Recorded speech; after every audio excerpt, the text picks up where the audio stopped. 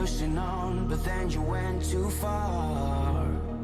When your ship has sailed and all your dreams are lost, everything is wrong, you feel like it's your fault. Just remember, I will be there for you, baby. Remember, there's nothing out there to get you, don't forget it. When life feels lemons, just call on me. Just call on me. Just call on me.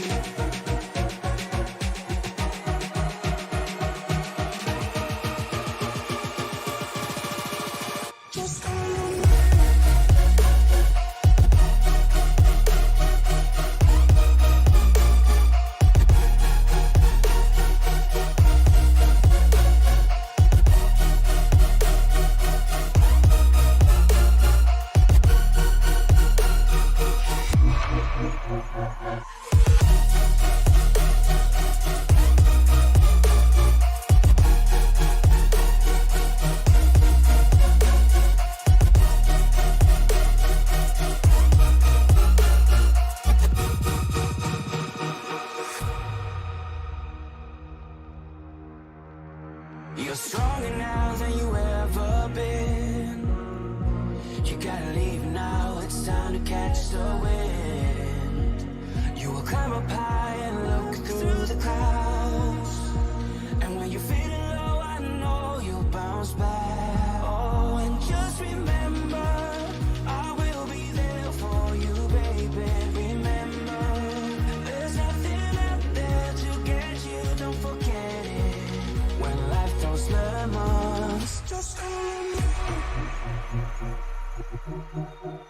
Just call on me. Just call on me.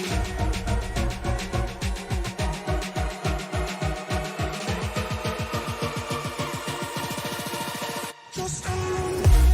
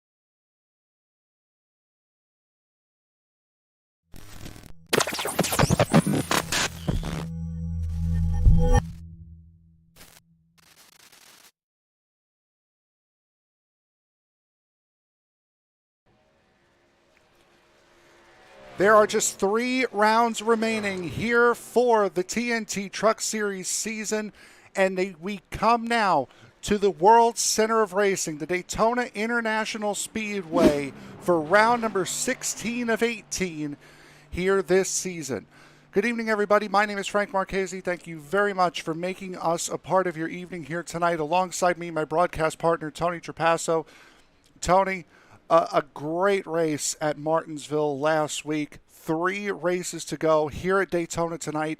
Canadian Tire Motorsports Park next week before the season finale at Homestead Miami Speedway in 2 weeks' time. We're still right in the thick of this gauntlet, and we come to the biggest wild card of the season. Yeah, absolutely. I mean, you're talking about back-to-back wild cards in this schedule. 3 tracks with a bigger dichotomy I can't think of. When you got Martinsville last week, the big restrictor plate track this week, and then we're on the road course next week.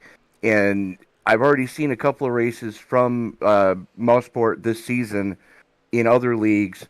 That track is not easy to get around, so everybody's going to be wanting to gather as many points here tonight as they can get, and I think the aggression level is going to be ramped to 11 right from the get. Yeah, absolutely. It is going to be, and this is a race that, while it is a very difficult race to run. This is a race where you can get a lot of points and you can make up a lot of ground. Only 15 drivers here tonight.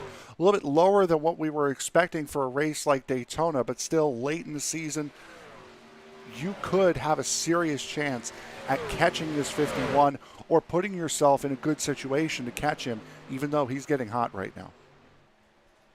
Well, he hasn't been as hot as, he's been late in the season, this season. But he's still up there. He's still, it's still going to be an uphill battle because, let's face it, Randy Bechtel does Randy Bechtel things, and the man knows how to gather points throughout the season, plain and simple. Absolutely. You just saw him work his way down the backstretch there in practice, and around they go. As you would expect here for a practice session at Daytona. Stephen Holmes right now holds the fastest lap in the session. Dan Dill, his teammate, who's also in this this little group, that white 11 on the inside there, with the second fastest time. Bechtel just 7th quickest. We just saw Chris Hohn spin off. He is in 8th as far as 8th quickest. Seeing Jamie Leach, Larry Poling, Ellis Thomas, Paul Thomas, and Evan Pienta on track as well. There's the 00 of Pienta. Chandler Summers in session as well. He has just not yet put a time down. It's a little bit smaller than the field that we had, one, had been expecting, and two, that we had back at Talladega earlier on this season. Jeff Pogo won that race. Tommy Cannon sat on the pole. We had 23 drivers there at Talladega earlier this year, and many of the top competitors were taken out in a wreck right at the very end of the first stage. Could we be seeing another situation like this tonight? It's always a thought that you're going to have in the back of your mind whenever you come to one of the plate tracks, because everybody's so bunched up and everybody's running in such a tight pack most of the time. All it takes is one, millisecond lapse of judgment, and you can wipe out the entire field. Yeah, absolutely. And going back to Randy Bechtel for a moment, he has not had a good run at these super speedways in his career. On super speedways, 3 races at Talladega, he started 5th. He started 2nd and finished 15th in all 3 of those races. Or pardon me, actually, I'm looking at it wrong. Finished 15th again at Talladega. He has not made it through. I'll get the correct numbers eventually, but he has not made it through a Daytona or Talladega race in one of these leagues unscathed as of late. Yeah, it's almost like we talk about it all the time. The announcer's curse. This is definitely Randy Bechtel's Waterloo. And I think if they ran more super speedways on the season, somebody would actually have a shot at dethroning him. But because the brakes just don't go his way on plate tracks, and I'm not sure if it's just he's so used to being able to do things on shorter tracks that other guys aren't able to do, or it's the fact that let's face it, there is a lot of skill to super speedway driving, and it's one of those things either you're good at or you're not. And I'm not saying Randy Bechtel is not good at it. It's just not his forte. He finished 10th and 19th in the Truck Series last season. He finished 15th at Talladega earlier this season.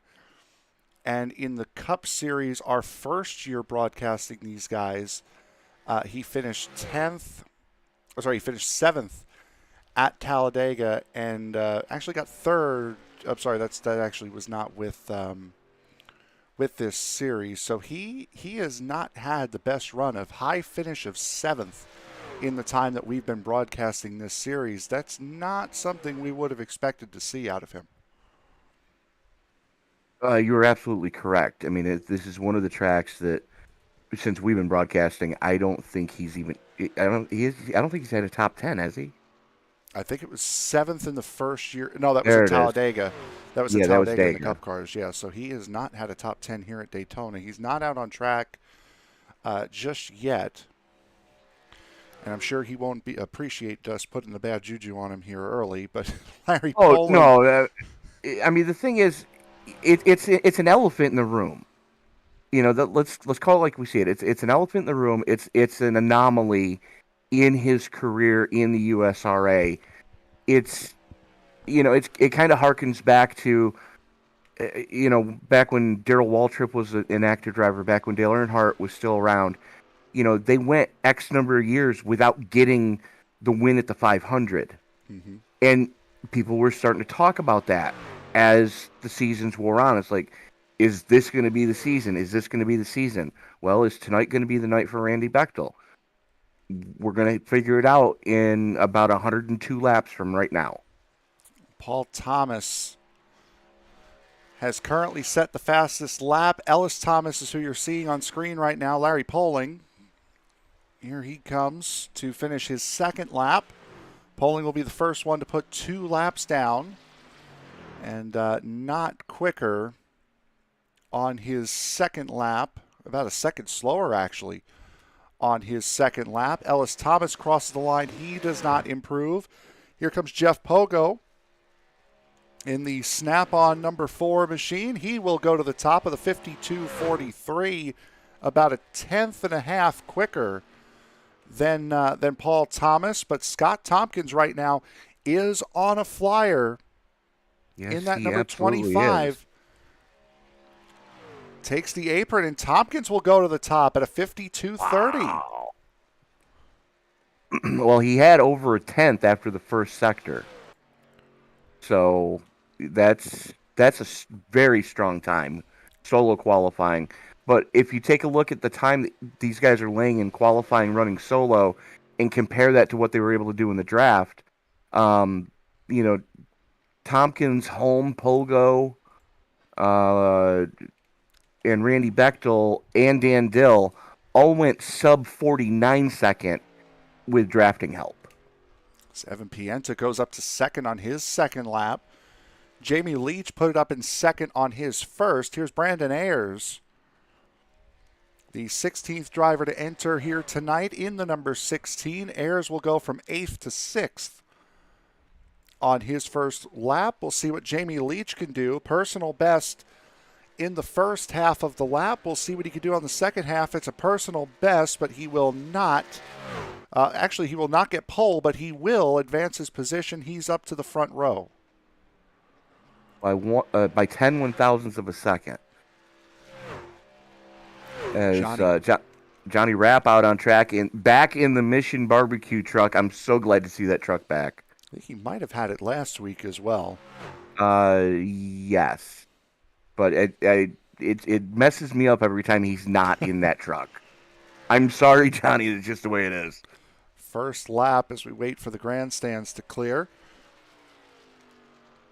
First lap for Johnny Rapp will be a 53.18. Chandler Summers crossing the line on his second lap will jump him from 10th to 8th. Johnny Rapp right now the only driver on track. Randy Bechtel now rolling.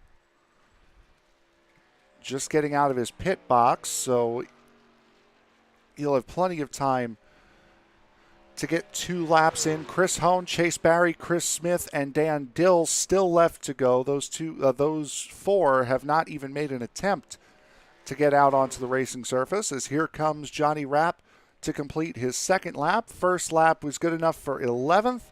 Second lap, a personal best. He will jump up to 3rd.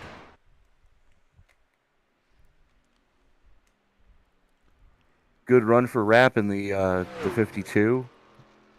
Bechtel's got and we're out of time. That's odd because there was still about 4 minutes left in the session, so the session got advanced somehow. That's interesting. Pogo advanced the session. Yeah, that's quite interesting, especially with Randy on track, unless Randy knew he was going to. But either way, we will now go to the starting grid here for tonight's race, and sitting on the pole will be the number 25 of Scott Tompkins, a 52.304. Jamie Leach will join him on the front row. Johnny Rapp comes within 4 1,000ths of a second of sitting on the front row. He'll join Evan Pienta on the second row. Stephen Holmes and Jeff Pogo will make up row 3. Brandon Ayers and Paul Thomas make up row 4. Chandler Summers and Ellis Thomas will seat in row 5.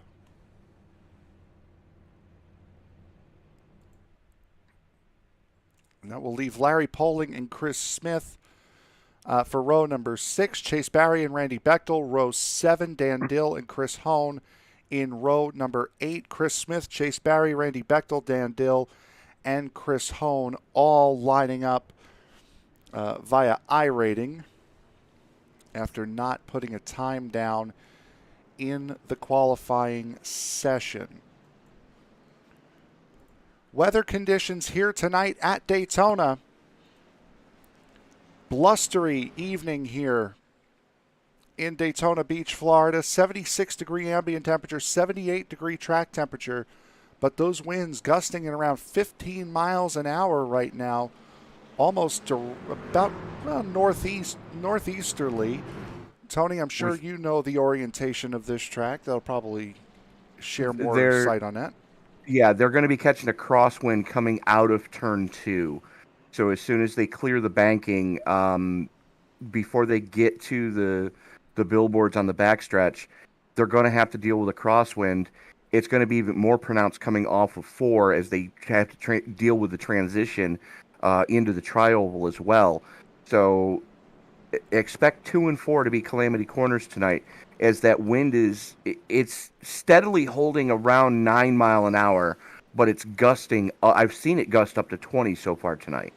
Yeah, so there's a big load of wind here tonight. And Tony, it's a shorter field. You would think a little bit more tame racing set to come here from Daytona, but with 3 races left to go in the championship, anything can and will happen, especially here. Absolutely. But as the field works its way out of turn number 4, the only thing that's left to say is it's time to wipe the visor, adjust the 5-point harness. Grandma, get the sunscreen. We're not going to wait, but it's time to get it on in Daytona. Race fans, it's showtime. Solid start off of that inside line for Scott Tompkins. Now that 25 Poblocki Chevrolet, that's the car he wanted to run in the throwback race at Darlington. Couldn't run it there. He'll run it here tonight and is showing the power of that number 25 machine. Yeah, he's got that Chevy wound up nice and tight right now. Johnny Rapp settling in.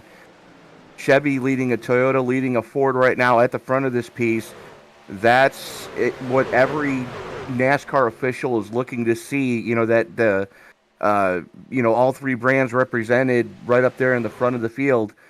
But actually, I'm take that back. Johnny Rapp is in a Chevy, so 2 Chevys, 2 Fords. First Toyota is getting Chase Berry's number 17 back in 8th. And here comes Pienta. Yep, Evan Pienta jumps up to that outside, the 16 of Brandon Ayers. Pushing the line on that outside. Chandler Summers there as well. We know Summers knows how to win here at Daytona. Last time this series came here, he won this race. Yeah, Chandler knows how to work the draft. Another guy that does know how to work the draft, just hasn't had the finishes to, state that fact yet, is Brandon Ayers. Brandon was up front most of the last time we were at a plate track. Evan Pienta working that top side. They've got 3 in line. They're just not as organized as Rapp and Tompkins are right now, as Rapp is just shoving the daylights out of Tompkins. Riding on board with Larry Poling right now, who's just outside of this this battle in the top 6, running in the 7th spot, pushing Stephen Holmes along, or at least attempting to push Stephen Holmes along, giving plenty of clear room between those two trucks. I would say daylight, but there's a notable lack of that. Halogen light. There you go. But yeah, nobody making any crazy moves quite yet. Stephen Holmes jumping up to the high line as that's going to let Chase Berry get to the tailgate of Larry Poling to try to push him towards the front. Poling jumps up to the second lane, and that's going to give Chase Berry a head of steam by the time he gets to Pienta. Yep, and Chase Berry starting to move his way forward. Barry +7 from where he started tonight after not qualifying. Now the 4th car on the inside lane. Larry Poling now ducks behind him and now will duck completely out as he will go to the back. Noting a guy who has not had much success here at this racetrack, Randy Bechtel.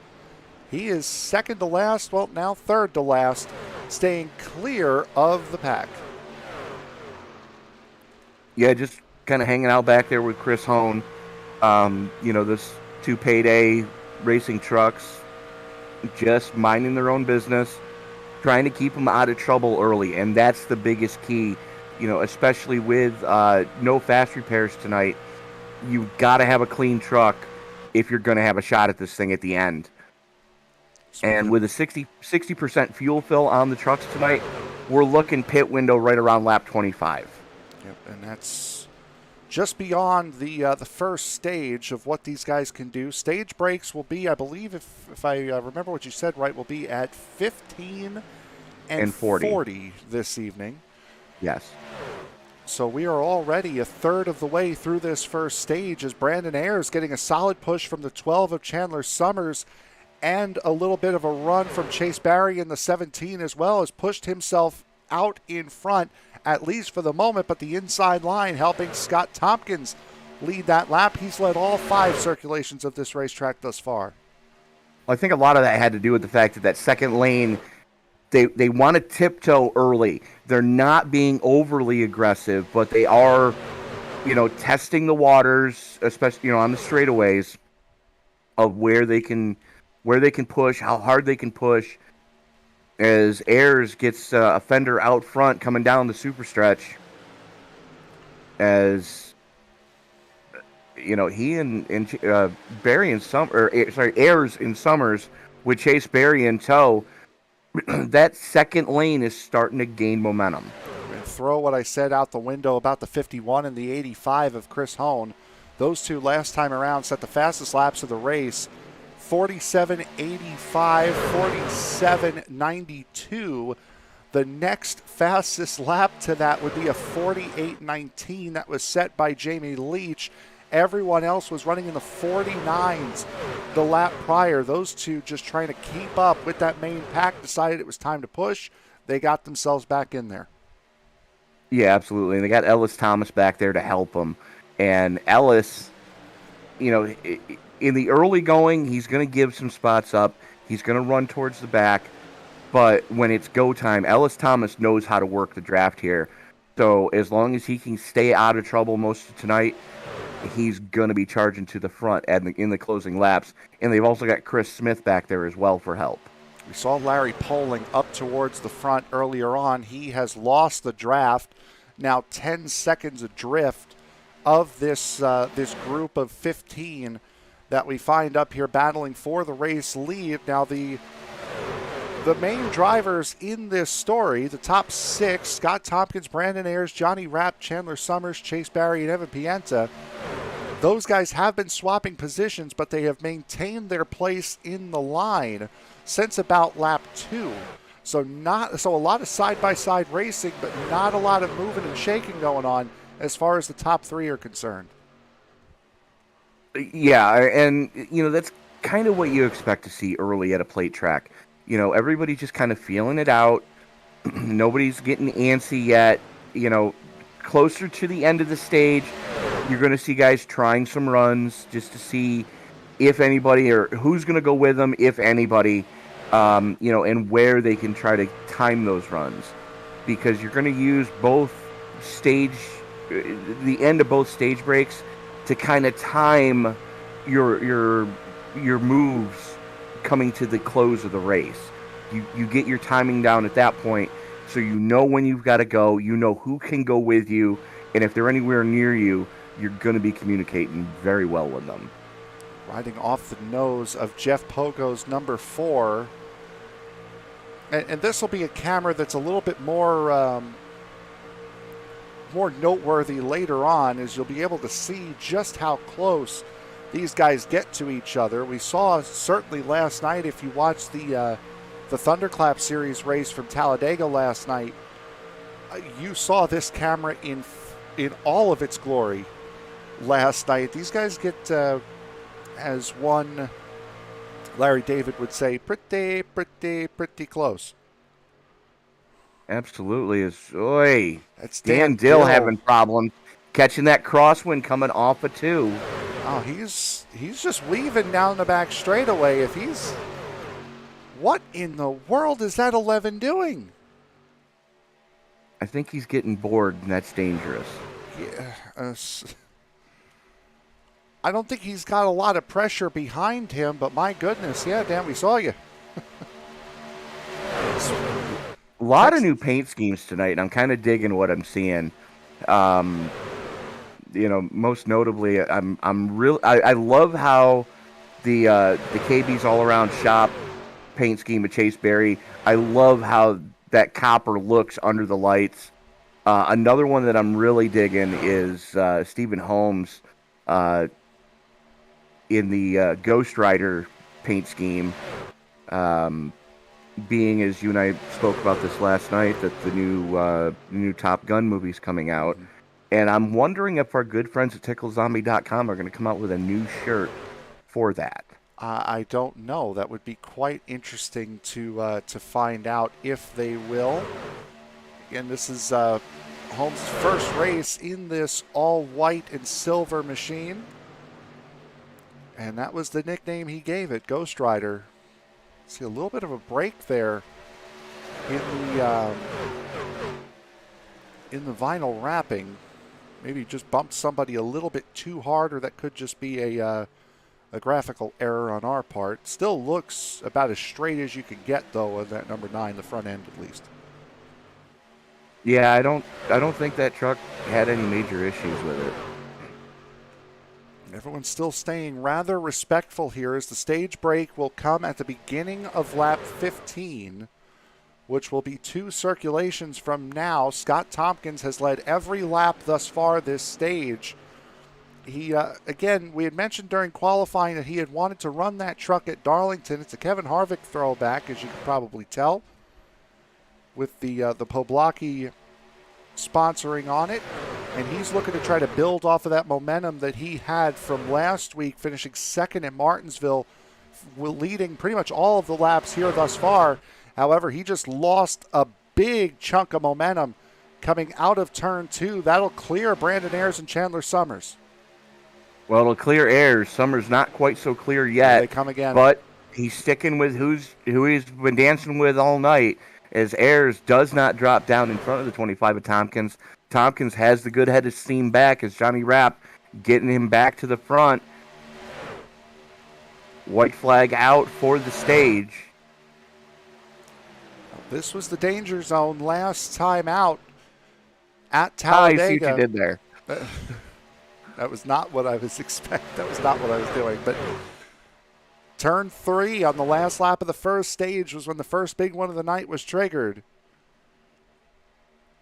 Everyone looking straight here, and I'm noticing there's not a lot of bobbing and weaving going around through the middle of the pack. Typically, we see on Friday nights, or we saw last night, those guys would be wiggling and wobbling all over the place in line. These guys are as steady as an arrow, and coming out of turns 3 and 4 to take stage number 1. It's looking like it's going to be a photo finish, but it will be the pole sitter, Scott Tompkins, taking the win here at stage 1.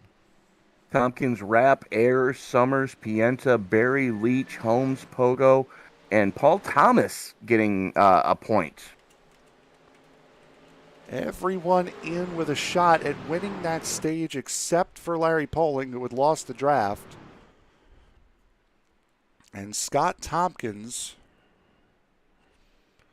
will collect, I believe, if my notes are correct, his first stage win of this season. Correct. What a time to get it for Scott Tompkins.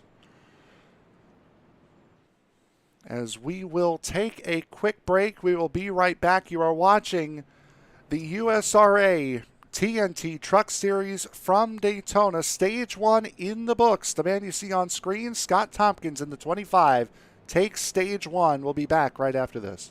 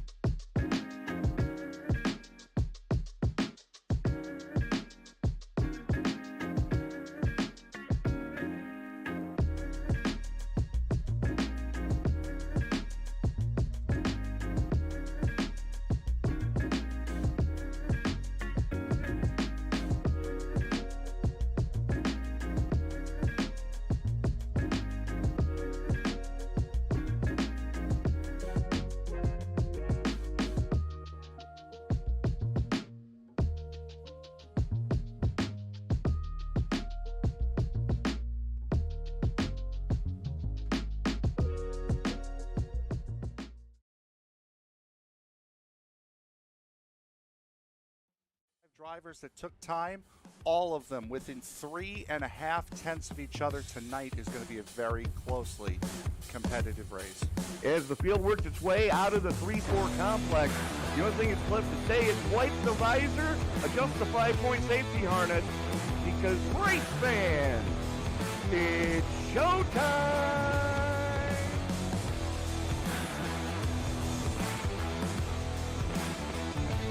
Amazing looking cars already. Green flag will fly. Oh, they're wrecking!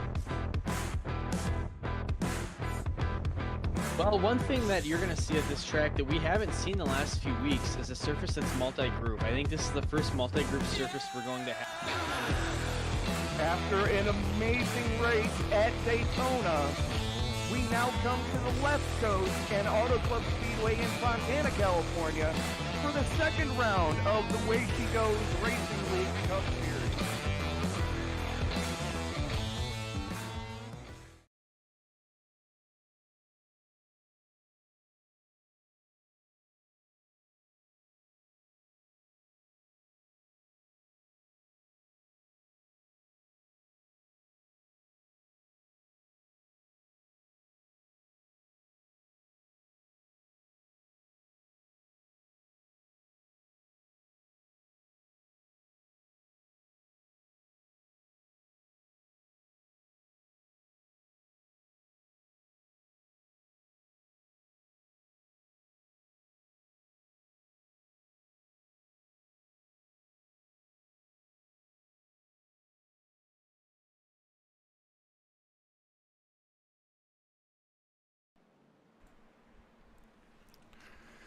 Back live at the Daytona International Speedway, the 25 of Scott Tompkins led every single lap and won stage number 1. Stage 2 will come to an end on lap 40.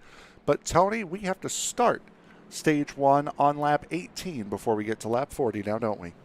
Yes, we do. As Rapp and Tompkins going to have the control of the field. Going to be interesting to see if they try to hook up together again, or if Evan Pienza is going to have anything to say about that, because you know he wants to lead at least a couple of laps here tonight. In that back in the purple truck, I'm digging it. that Evan Pienta Designs machine. His green flag is back in the air. We are racing once again here from Daytona. The outside line quickly melds into the inside line, or at least for the moment we thought so. The top 5 have broken right away from the rest of the field as Paul Thomas has pushed everybody back by about a second off the front 5. Stephen Holmes working his outside right now as he's got Chase Berry in tow. But the second line up front starting to pay dividends is the 12 of Chandler Summers pushing Brandon Ayers again. Oi. That was a big, awkward push there. We just caught it. And that 16 and 12 almost went for a ride in the turn 3 wall. Almost, but they got it collected before anything horrid happened. But Paul Thomas leading that second group back up as there's a little bit of separation back to Dan Dill from Jamie Leach. But everybody minding their P's and Q's still early in this race, still a lot of racing left to do. Nobody wants to damage their trucks yet. Now, the reason why there were so many people that started on the inside line is if you come down pit road on 1 to go, you have to restart on the inside. You do not go to the outside. You don't go back and forth. You start on the inside, which is why all but 3 cars started on the inside there. The top 7 had elected to stay out. Everybody from 7th on back elected to come back in and top off on fuel because we are going to be very close come the end of this stage as to whether or not we're going to have to pit under green or pit under the stage break. Yeah, and they 3 sets of tires to get them through tonight. I don't think. I mean, yeah, at stage break 2, we're probably going to see some guys put some tires on just to have some fresher shoes in the closing laps. But tire wear should not be a problem tonight. It's not been a problem for the last couple of seasons at the plate tracks. I mean, you can get 100 laps out of a set of skins without much issue. As that battle in the front, it's been the same story since the drop of the initial green. Brandon Ayers on the top side with the 12 of Chandler Summers, Johnny Rapp and Scotty Tompkins on the low side. But here comes Chase Berry on the top side to give him a 3-truck breakaway as Ayers does get the clear going into 1. And so does Chandler Summers, apparently. Summers was going whether Tompkins wanted him to or not. It was quite interesting because, like a Rubik's Cube, they all 6 found each other in the same order, in the same spots that they were in prior. Now Chandler Summers peeks out behind the 16. Summers wants the lead of this thing. He's got Chase Berry pushing him. Johnny Rapp on the outside as well. 3 versus 2 on the outside line. Chandler Summers forges ahead. And Evan Pienta kind of hanging back about a couple truck lengths just to make sure that if something pops off in front of him, that he's got time to react. Paul Thomas right there as well. It's a great run out of the 42. This is probably the strongest run we've seen out of that Kodak Chevy all season. Absolutely. And beyond this top 5, up here at the front, everyone else is single file on the inside line. Larry Poling still with this group. He was the only one that had dropped out of it earlier. And now we are completely single file all throughout this field as Chase Berry will now be led by Johnny Rapp. Will now be leading Johnny Rapp, around the inside line parade. Yeah, the 3 trucks on the top side, Berry, Rapp, and Tompkins, all 3 of them got clear of Chandler Summers and then dropped down. So, you've got 3 different teams working together there, and they're making it work. And teamwork makes the dream work, as you've said a couple of times. Absolutely. Johnny Rapp giving a little bit of a push to Chase Berry. We'll see. Yeah, it's not quite as close as they're going to be throughout the night, but it's certainly they're right on each other up here at the front. Well, Rapp's doing the right thing. There's 2 ways to draft here at the plate tracks, and we've got some takers going down pit road. Yep, early guys coming in early. Jamie Leach, Stephen Holmes. Wouldn't you know it, it's all the Gateway cars plus Jamie Leach. They've decided we cannot make it to the end of the stage. We may as well bite the bullet early and go all the way through. And that probably is not a bad idea. Give up the position now as opposed to later. But, give yourself time to make that distance back up. But there's two ways to draft here at the plate tracks. There's actually contacting the truck in front of you, and then there's what we call pushing the bubble. And because there's an aero bubble around these trucks. And that's kind of what Johnny Rapp's doing to Chase Berry right now, is he's not pushing the physical truck, he's pushing the bubble. And then moving that truck along without physically hitting him, as those are the only 4 guys that have come into pit at this moment. Everybody else in the race has either come in on lap 15 or 16. As these guys might try to run it out, because if they were going to react and try to cover off the 9, 11, 13, and 4, they would have come in on this lap. They would have come in on the last lap, maybe this time, if they were trying to cover those guys off. Brandon Ayers just made the announcement that he's coming. Scotty Tompkins is coming. So it's out of 3rd and 5th. Yep, and here comes the rest of the field. Oi. Watch we don't speed. Watch we don't hit the person in front of us. Everybody else coming into pit road now, as Gateway Motorsports forced the hand of everybody in the race. You kind of had to, because, you can make it from here. That's the good news. The bad news is, nobody really sure how this is going to all pan out. As that group of 4 that did come down pit road early, you see it on the led track. by Stephen Holmes. You see it on the track map. There they are. They've caught up to the back of the pitting group, and now Chase Berry got quite a gap, unfortunately for him, out to Evan Pienta. We should see, yep, there come the 4 with a big head of steam coming down the back straightaway. You're talking a 20-mile-an-hour difference with those 4 that came in early as opposed to everyone else around them.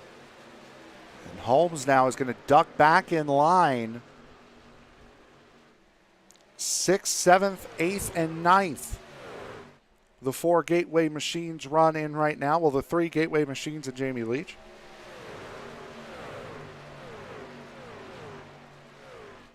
Oh, big jump out to the outside for Johnny Rapp. So I think Rapp went up to. He knows what's coming, and he went up to cover it off. Try to take the run, may as well. That's going to bottleneck that line up a little bit. It's going to shoot Dan Dill out. We'll see if Rapp has success taking this run. He's had medium success, I would say. He gained a spot, but the thing is Stephen Holmes doesn't want to put a crinkle in Ghost Rider quite yet. Dan Dill had jumped out of line going through 2 just to make sure he stayed off of his teammate, as they're trying to make it work now. And so far, Rapp kind of hung out to dry. He's got Brandon Ayers up there, and it's only 2 trucks on the top side. They're going to have an uphill battle to try to make something happen. While Johnny Rapp didn't get the run that I'm sure he was hoping for, I would have to say mission successful, because he completely killed the momentum of that group coming in and has forced them to duck into line, and now he's going to fall to the back of this line.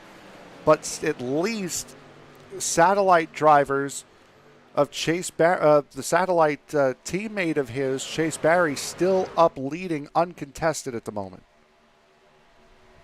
And don't look now, but I'm seeing two payday trucks on that top side trying to make something happen. Yep, Randy Bechtel and Chris Hone trying to work that outside line now. Scott Tompkins has jumped to the outside to try to pick up Stephen Holmes. And right now, the top three in this race, Chase Barry, Scott Tompkins, and Stephen Holmes were the top three in the order that they finished. Back at Martinsville last week, Tompkins trying to look to get his lead back. Bechtel and Hone just reset the lap record with a 47.84, both of them. So those two now really starting to push here as Tompkins drops down in front of Chase Barry. That will give Stephen Holmes the lead on that outside line. Brandon Ayers there as well. He's got Bechtel and Hone behind him. Bechtel and Hone not really forcing the issue too much right now. They know that there's still a lot of racing left to do. We're 10 laps until the stage break. Everybody just kind of minding their P's and Q's. And I dare say by now, Bechtel and Hone both know what they need to do to get to the front of this piece. They've been working that draft, and they've got it figured out by now. I would say so. And now they're going to drop down behind Brandon Ayers in that Hooters number 16 machine. That will give Stephen Holmes the free line on the outside to fall all the way backwards. The good news is Cavalry's coming as Dan Dill is up on that second lane with him, just not close enough to really make anything happen yet. And Jamie Leach and Jeff Pogo are there as well to try to catch him in his free fall. Dan Dill's going to fall behind Jeff Pogo, and I believe Stephen Holmes is going to do the same with Dan Dill. A couple friendlies around you, letting you know when there's a gap. I'm sure that's helpful, especially around a place like this. Pogo jumps up in front of Dill to try to pull him up to pick up Ayers. Couple of cars have lost the draft. The 42 and the 69 of Larry Poling have lost the draft in about 2.5 seconds and rapidly falling. Chris Smith has lost the draft as well. So it is a 13 truck front pack here at stage 2, once again being led by Scott Tompkins. Yeah, absolutely. This is what we kind of expected to see. One of the first races you and I did together for this league, Tompkins dominated a Daytona race, so we know the 25 knows how to get it done on the plate tracks. But it's just it's mind-boggling right now. Chase Barry, currently sitting second truck on the low side, is up 10 from where he started. Absolutely. Barry, again, did not set a qualifying time. Dan Dill did not set a qualifying time either. He's +9 at the current moment. That's Jeff Pogo giving a shot to the 16, and around goes the 4 of Pogo. The 16 also goes through. Caution is out on the back straightaway. As Johnny Rapp, I don't think, caught any of that, but that was Jeff Pogo giving one heck of a shot to the 16 of Brandon Ayers. Yeah, Rapp caught a piece of Pogo as he was spinning. Take a look. This is from Jeff Pogo's point of view. Oh, already happened.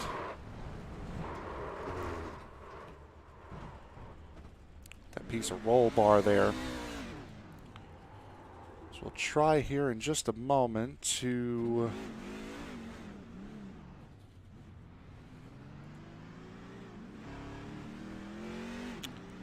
I think we have a cam from up above, as we usually do. It is a chopper. Yeah, so unfortunately I don't have that, but you can see here, this is, ooh, that was a hard hit.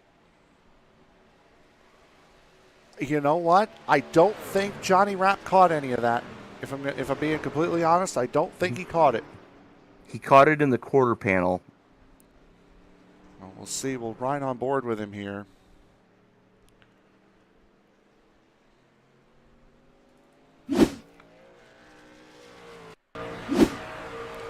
this is on board of Evan Pienta. There's the incident happening to the side of him. It was when they were going through the bus stop. Pogo was spinning, and the right rear corner of his truck caught the left bedside of Rapp's truck and just kind of spun him a little bit.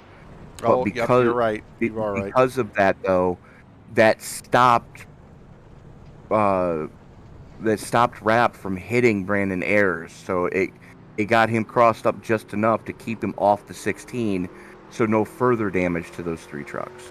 You want to see off the back of Brandon Ayers what Jeff Pogo was trying to accomplish, or if it was just a bad bump draft, because it looked maybe, yeah, he's trying to split the middle here.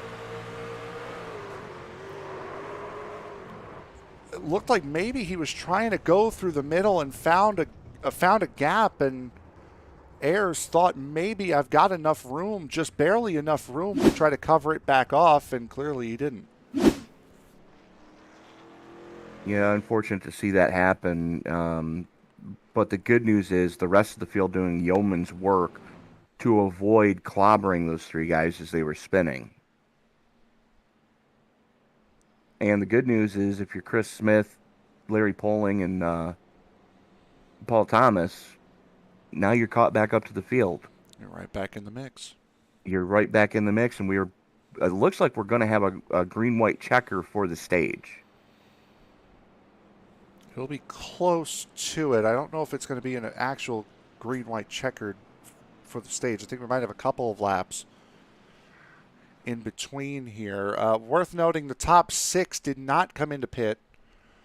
So Scott Tompkins, Chase Barry, Evan Pienta, Chandler Summers, Randy Bechtel, and Chris Hone staying out under this caution. Everybody else behind them, though, coming in: Jamie Leach, Stephen Holmes, Johnny Rapp, Paul Thomas, Larry Poling, all coming in. Ellis Thomas, Chris Smith, Dan Dill, all coming back in again. Jeff Pogo and Brandon Ayers have not left pit road yet. Those 2 have just gone a lap down.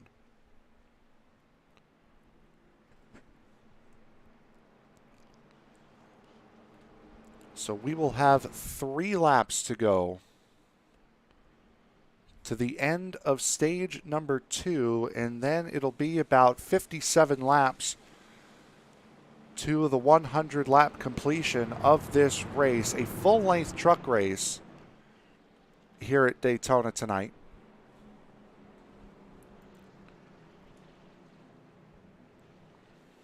As again, be sure to join us next week as these guys run the penultimate race of the season. It'll be at Canadian Tire Motorsports Park. Sure, we know a couple of guys that will be favorited in that race. They're sitting 2nd and 3rd, respectively, right now. And then the season finale in 2 weeks from tonight. The first Thursday in June, June 2nd, at Homestead Miami Speedway, where if all goes to plan and if all goes as expected, Randy Bechtel will be crowned the 3-time reigning defending champion. What on earth is on the rear spoiler of Chase Berry's truck? Don't worry about it. Is that a possum? Oh, they brought the possums back. Okay. As the green flag is back out here at Daytona. You know what? I'll bite. We'll jump on board. Yep, they brought the possums back. They had those at Talladega, I think. And they've brought them back here for tonight.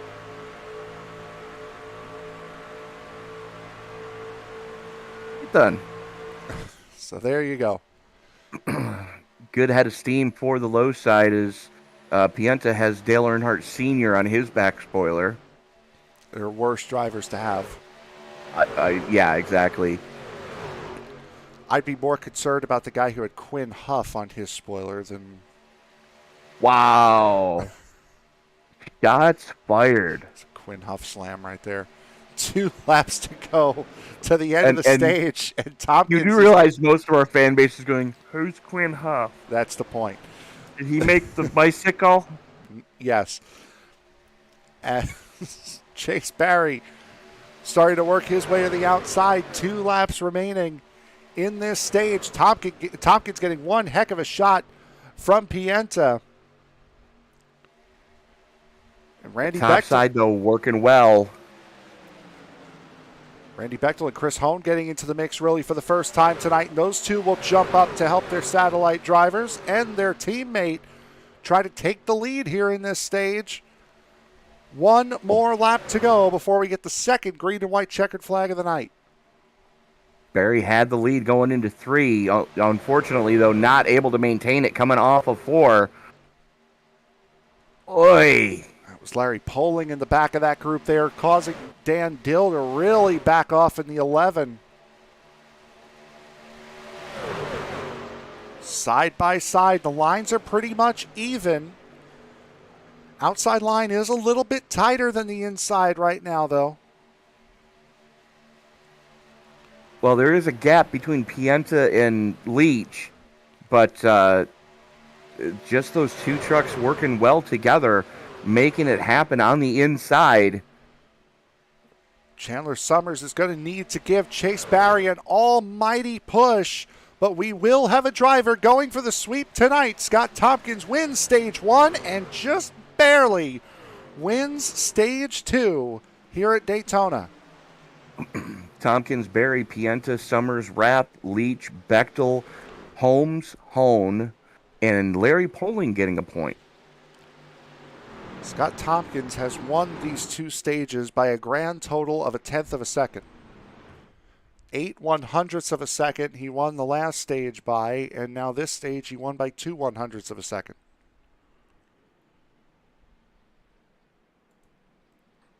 And before anybody asks, no, we're not going to interview him because neither one of us want that juju on either of us. So I'll unclick off his name. He's not even here, to be honest. Well, that's the other reason. I think that would be the more poignant reason, I think. Can't interview someone who's not here. Sure you can. You can pretend. Yeah, because that goes Speaking over of someone who's not here, Frank, we've got some special things going on this weekend. I'm going to be here this weekend. I'm going to be here this weekend as well. But you and I are going to be pulling double duty on Saturday. Yes, we are. We are going to be pulling double duty on Saturday as everybody comes down pit road as expected. But first, before we get to Saturday, let's get to tomorrow. The Circle B Diecast Super Speedway Series will be right here at Daytona tomorrow night. First race of the playoffs for them. Wicked Sim Racing will follow shortly after. They will be at Talladega. A lot of super speedway racing over these next couple of days. The KMM New Gen Cup Series are running on the same time schedule as this series. Their third to last race of the season will be at Darlington, and then there will be a double header on Saturday. There will be a charity race, the trucks at Kansas, if I remember correctly. Yeah, it is the. Let me make sure I get the name of this right. Well, the name of the charity event. The name of the charity event I've gotten right here. Race Against the Stigma 200. Yes, the race against the race against the stigma mental health awareness 200. It will be the trucks at Las Vegas, actually. So I was wrong on that. So it will be the trucks at Las Vegas. Tony and I are expected to be on the call for that. And you probably noticed you see a lot of live and upcoming broadcasts coming out of this network, but there is a premiere coming up this Saturday night, the premiere of our first ever AI series, the super late models at the Bull Ring at Las Vegas. a league made up of 100% AI drivers, no human drivers involved in that series. We've recorded the first and second races of the season. Tony, we got spoiled. I think was the yes, yes, we did.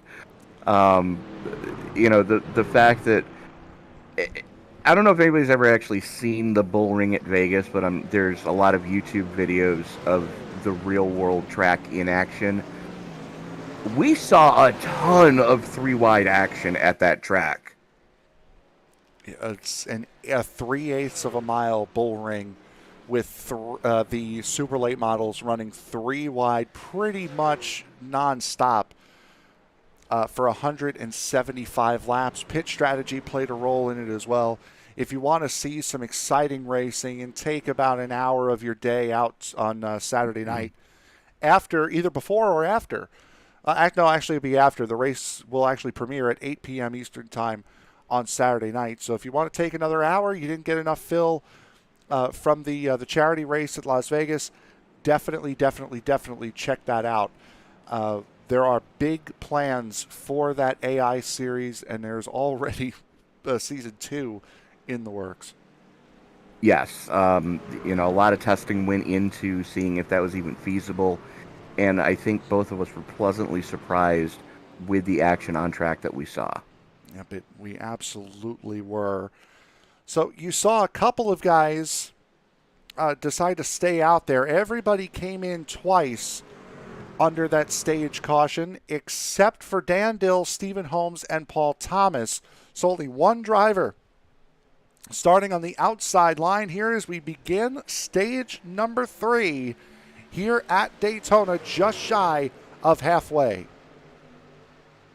And Dill, unfortunately, not getting the clear, as Paul Thomas did get a decent start that time, as here comes Ellis Thomas on the top side to try to work with Dill. Yep, Ellis Thomas really jumped up there, so did the 28. You see the cavalry coming in the form of the 28 of Chris Smith on that outside line, and he's going to try to give Ellis Thomas a shot to split that 11 down the middle. Johnny Rapp bugging out, going to the inside. He's going to have to get back up on track here before the corner, otherwise he's going to be in danger of losing the draft. He does not. We'll see if he can maintain. Well, the good news is he does have some help back there. Being he's back, he is back with Bechtel and Hone. The only thing is, I think he misjudged it because he is way falling off the pace. He's a second off, and from what it looks like, they are dropping back to him, so they are going to go back to pick him up.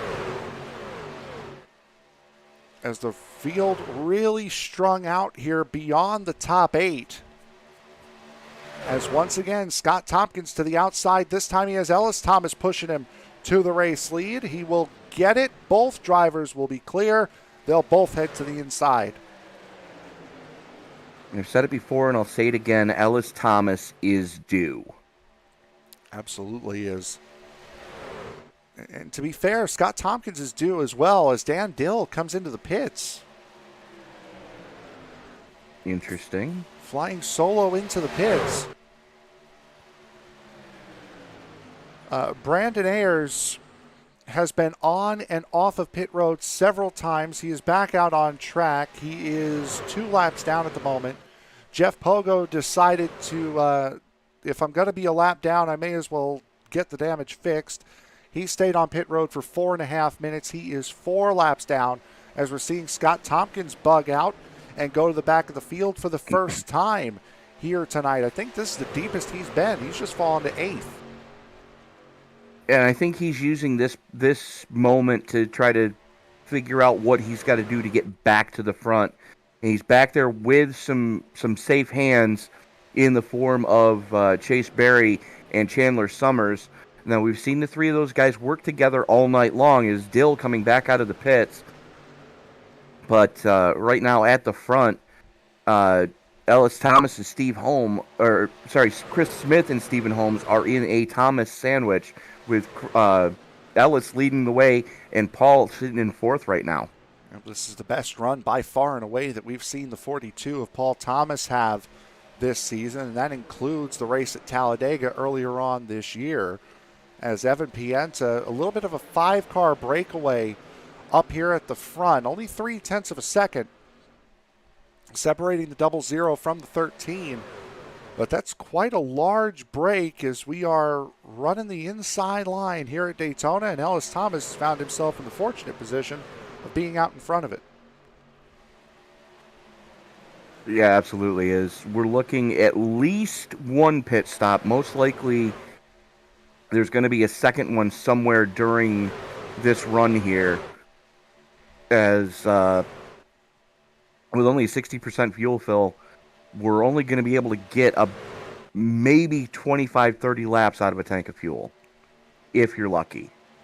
We've only had one caution tonight, so we don't know how much the caution will extend the fuel load. We've had a total of 3 cautions, but 2 of them have been the stage breaks. We've only had 1 caution for incident. That was between the 16 and the 4. As Jeff Pogo has gone back down pit road, where he is going to get some more repairs to that number 4 machine, trying to go for a good finish at stage 2. Unfortunately, has cost him overall, as we've broken off of that single file running. We're side by side all the way through the field now. Chase Berry leading the charge on the top side, as he's got Scotty Tompkins with him up there. And, you know, this is kind of what I was expecting to see happen with those guys. They dropped back. Now they're trying to see how long it takes them to get back to contention and how far back they can go. Another one that's, you know, luckily he had friends dropping back to help pick him up. And that's Johnny Rapp in the 52, is now at the tail end of that top lane. Yep, Johnny Rapp, you're right. Very fortunate that Bechtel and Hone were sitting at the tail end of that line. Otherwise, he might have lost the draft entirely. Everybody in the top, everyone on the lead lap, the 13 drivers that are on the lead lap, are all right here in this pack. Again, not a lot of moving and shaking going on in these packs, not a lot of line switching. Everyone just seems pretty content to sit where they are. Yeah, because they know that there's still a ton of racing left, you know, in this race. So it doesn't make sense to, you know, really do anything crazy right now. You're just testing the waters, seeing who you can work with, who's going to work with you, who wants to work with you, and to see how long it's going to take you to get back up to the front if you do drop back. Next time by will be halfway when they cross the line here, as Ellis Thomas finds himself in the lead of this race. Chase Barry and Scott Tompkins starting to fall towards the back as everybody else has vacated that outside line to go to the bottom. Ellis Thomas currently in control. We are just about to halfway. We're about a mile or so away from it. We'll take a quick break. We'll be right back. You're watching the TickleZombie.com TNT Truck Series from Daytona. 2 races to go after tonight. We'll be back right after this.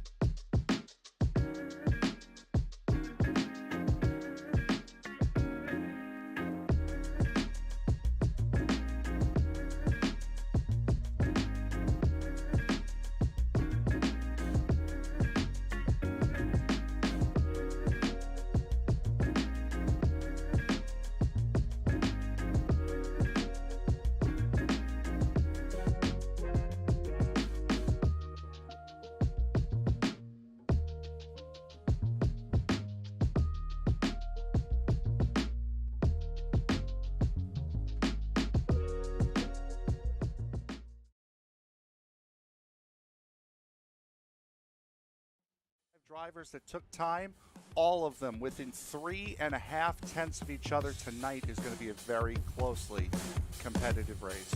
As the field works its way out of the 3-4 complex, the only thing it's left to say is wipe the visor, adjust the 5-point safety harness, because race fans, it's showtime!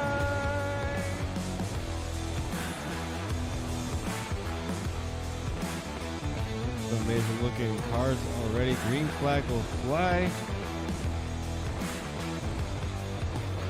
Well, oh, the wreck-it! Well, one thing that you're going to see at this track that we haven't seen the last few weeks is a surface that's multi-group. I think this is the first multi-group surface we're going to have. After an amazing race at Daytona, we now come to the left coast and Auto Club Speedway in Fontana, California for the second round of the Way She Goes Racing League Cup Series.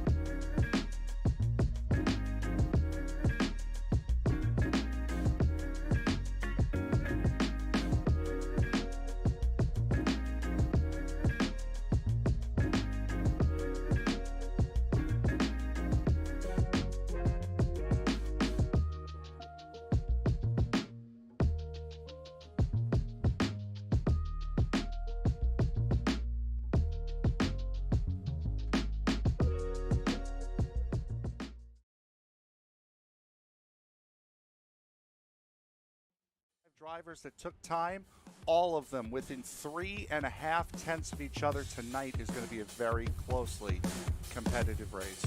As the field works its way out of the 3-4 complex, the only thing it's left to say is wipe the visor, adjust the 5-point safety harness, because race fans, it's showtime!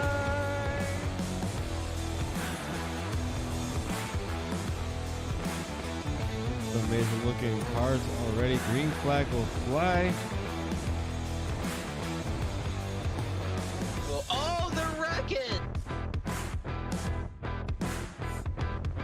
Well, one thing that you're going to see at this track that we haven't seen the last few weeks is a surface that's multi-group. I think this is the first multi-group surface we're going to have. After an amazing race at Daytona, we now come to the left coast and Auto Club Speedway in Fontana, California for the second round of the Way She Goes Racing League Cup Series.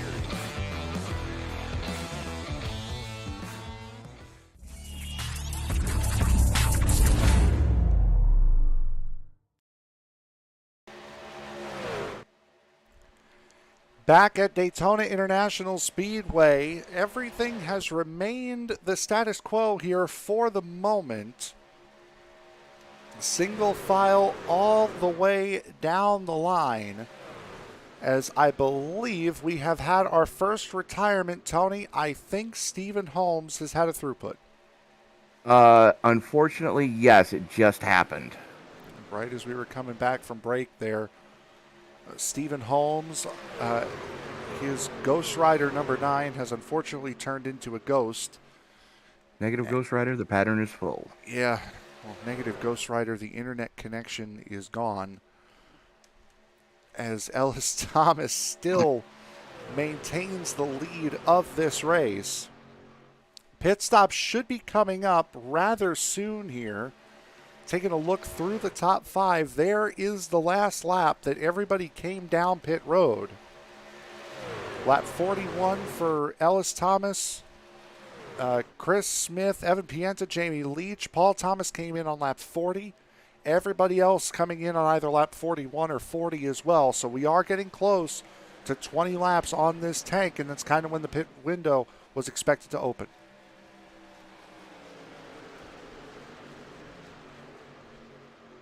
Guys are just picking them up and laying them down, Frank. And, you know, other than the 2 stage breaks, we've only had the 1 caution for a 2-car tango coming to the closing laps of stage 2 between Jeff Pogo and Brandon Ayers. And, yep, there it goes. Stephen Holmes did actually just drop connection there.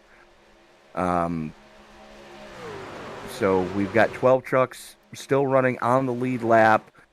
Dan Dill's a lap down. Brandon Ayers a couple laps down.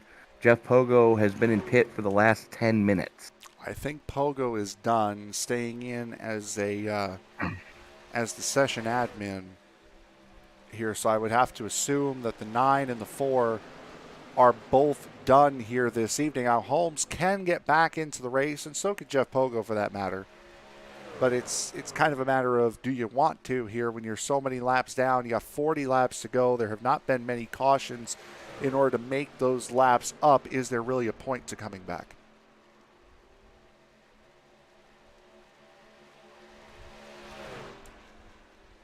Microphone.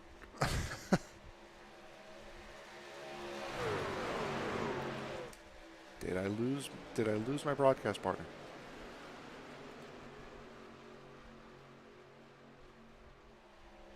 In any event, while Tony's figuring out what's ailing him. Sorry, I just almost dropped connection. Oh, well, there you go. Well, we got some action here as Paul Thomas has hit the apron going into turn 3. That has shuffled that inside line up. It's a 2-car breakaway up at the front, but it's going to go away now as here come all 3 of the ST2 Motorsports cars coming in, trying the gateway strategy that we saw earlier on tonight. Interesting. Stephen Holmes back out on track after reconnecting from his throughput. So there you go. So Stephen Holmes, 4 laps down at the moment. You just saw a glimpse of that number 9. There he is. He's just off the lead pack, so he's not going to be able to get to that lead group. He will not be with a draft until the ST2 drivers catch him, as now might be a good time for some of these guys to come down pit road. Nope, they're not going to take it. Nope, with that second lane being led right now by the 17 of Chase Berry. Little bit of a gap back to from Larry Poling, who's the 3rd truck in that lead little freight train, as they are quickly reeling in Dan Dill. So what is 3 should soon be 4. And I kind of figured that maybe I don't want to catch Dan Dill at this point, because there's a very good chance he could slow the group up, especially if he's doing what he's doing right now.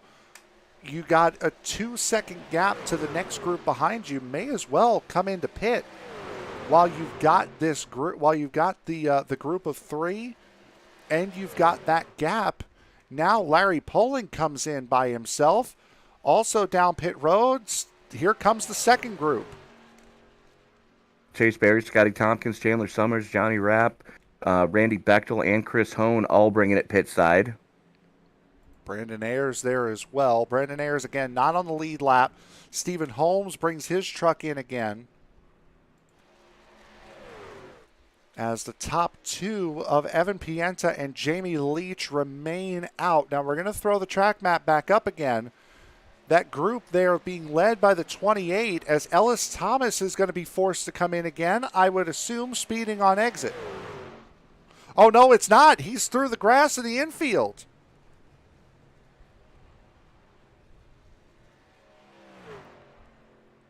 Maybe a bad bump? Yes, that's exactly what happened. Chris Smith got into him wrong, and unfortunately, It's already happened there. Ellis narrowed that truck up by about 3 feet. Try to Get a closer look at what happened here to Ellis Thomas. Here they come, coming off of turn 4. And, I don't think that was a bad push. I mean, we've seen it. We haven't seen it in a while. But was that a hardware failure? We've seen it before here with these guys in this series. It's not unheard of for one of these guys to have an issue where their steering wheel just shuts down and it snaps the wheel over. We'll take a look. No, he just, almost as if he wasn't paying attention. Fell asleep at the wheel maybe, because it just kept, he never straightened it up coming out of turn 4. Well, hitting that wall woke him up. Yeah, certainly. And that was a really hard hit, and it was odd because it just kept nosing over.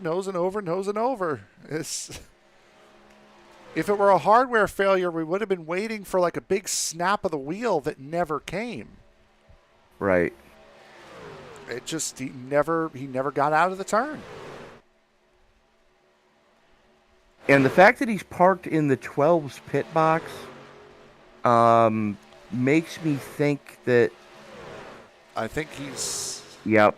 Yeah, he's just dropped. There had to have been a external issue that he had to take care of right at this moment.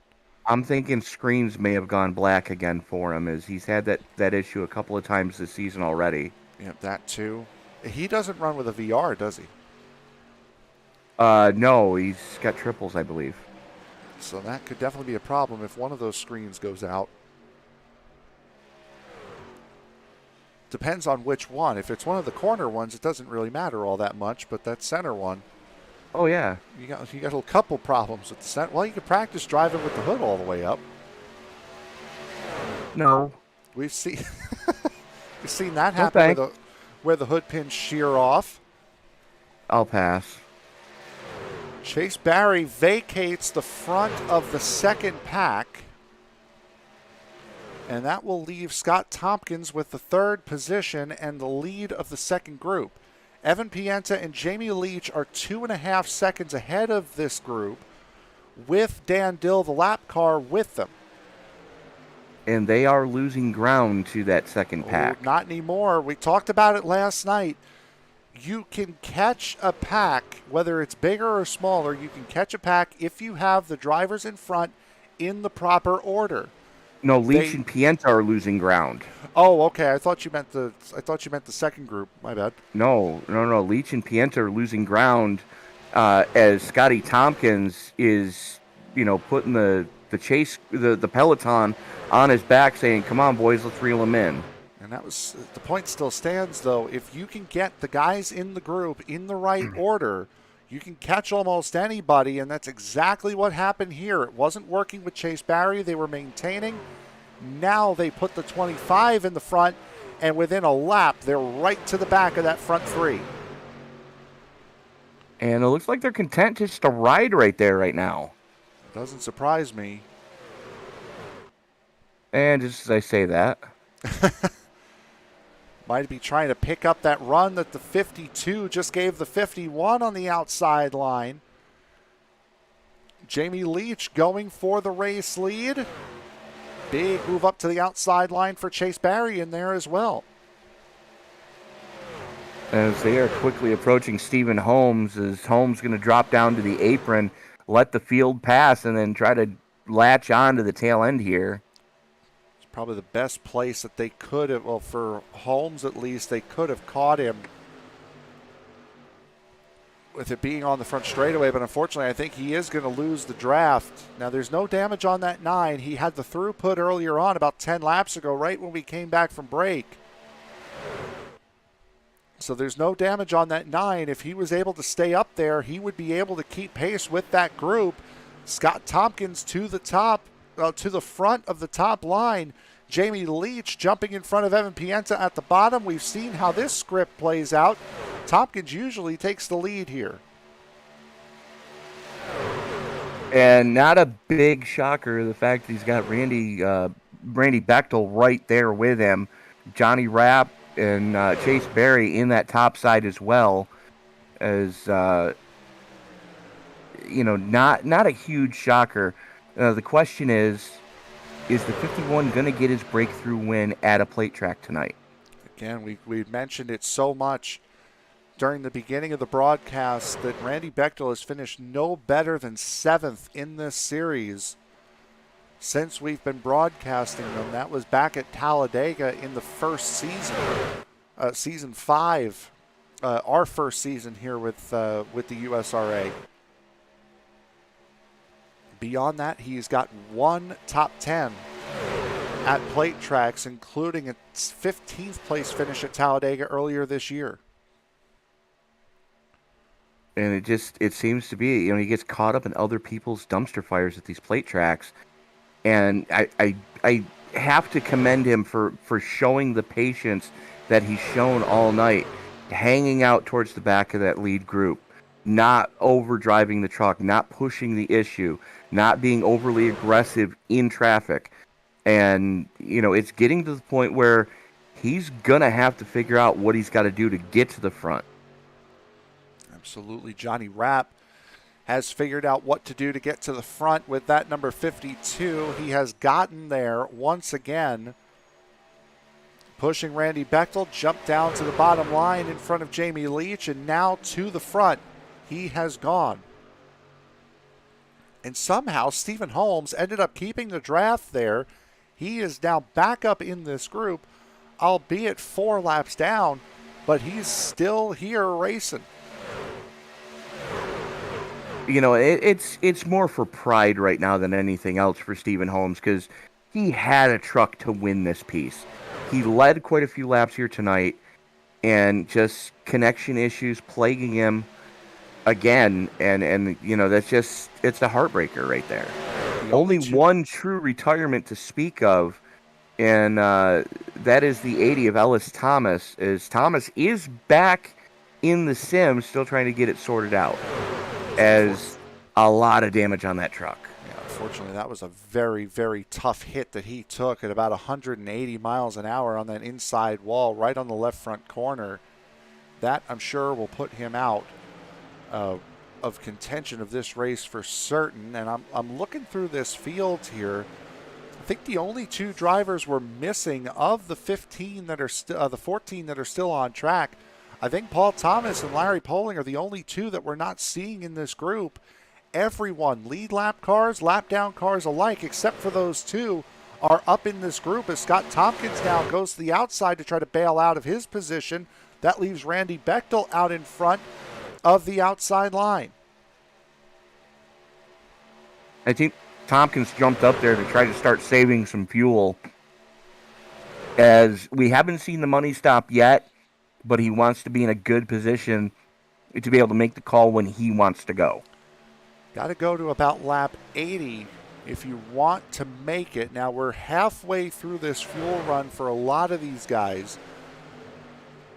Lap 62 are when Bechtel, Rapp, and Barry came in. Lap 63 for Leach, 62 for Tompkins, 63 for Pienta, 62 for Hone and Summers. So everyone's pit right around that same time, hoping they can get another 6 laps so they know they're good to go on fuel. The question's going to be, how good are you for a green-white checkered? These guys are probably going to stay out till about lap 85 or so if they can. And then we're going to see wholesale money stops for everybody within a couple of laps of each other. And so far tonight, I haven't seen anybody take tires. Maybe a couple of guys during pit stops, but other than that, really haven't seen it. You're right, as now Randy Bechtel will lead his first lap of the event here tonight. Chase Barry and Scott Tompkins in tow, as that outside line really got an advantage over the inside that really seemed to have died out. And now we're starting to see side-by-side racing starting to become a little bit more prevalent and maybe, just maybe, a little bit more aggressive. Dan Dill looking to make it 3 wide up the center. Boy. Dill has been on one tonight. Saw him weaving earlier. He's been aggressive here this evening, and albeit he's a lap down, he's battling the 16 who's right in front of him in this group, which is why he might be pushing a little bit harder than we once may have thought. Both of those guys are 2 laps down. So if Dill can get past Ayers and a caution come out, he'll be the only car a lap down, meaning he won't have to race anyone for the lucky dog. Yeah, absolutely. And as far as super speedway racing goes, this is probably the most calm that we have seen the TNT Truck Series in a long time on a plate track. Absolutely. Chris Hone getting a nice little push from the 16 of Brandon Ayers. Chandler Summers has been content to ride that outside line. Seen him up there all night long, pushing away on the 16.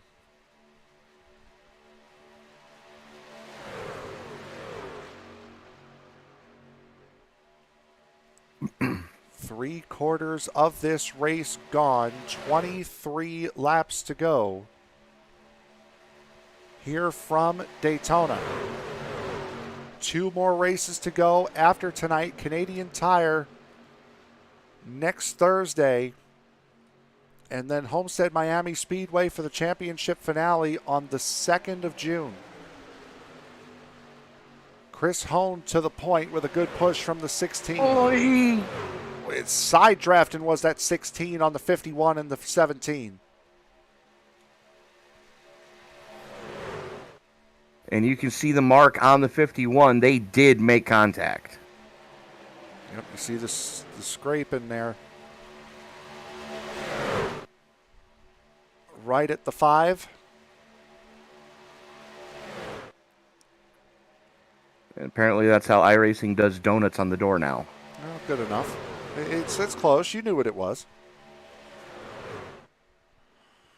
And the reason I say that is because there's no mark on the 11. Or the 16, I'm sorry. Only 2 trucks on the outside line. Never mind.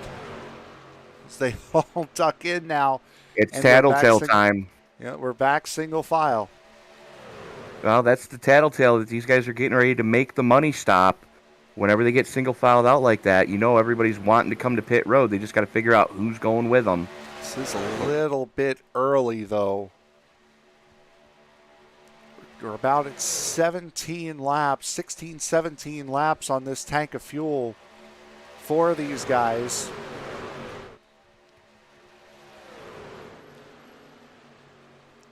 As Chris Hone is in the unenviable spot of trying to save fuel from the lead of the race.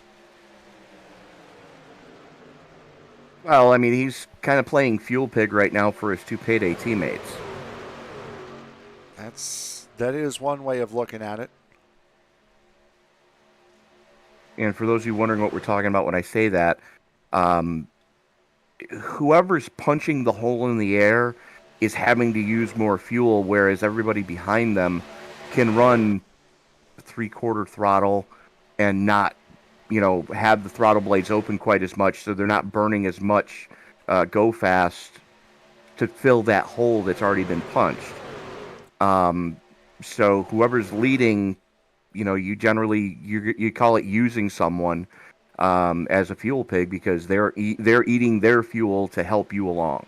And you could tell how much these guys are backing off because the 11 of Dan Dill was just able to leapfrog about 5 different drivers by himself. No help on that outside line. That 11 was able to gain 5 spots in line. And luckily the 25 let him in. 20 laps to go here at Daytona. And you're close, but you should be able to make it here. I think if guys are going to come into pit now, it's going to be at running the risk of there not being a caution and there not being a green-white checkered at the end of this. Yeah, that's kind of what you're hoping for is Dill going to do it by himself the hard way on the top side. If I were Chris Hone, I'd let him go. I'd back the field up and let him go. He's a lap down car. I'm leading the race. What better to be leading and saving fuel at the same time behind somebody as Chris Smith comes down pit road. Larry Poling has been down pit road. He's in his box now. Paul Thomas has been on and off of pit road.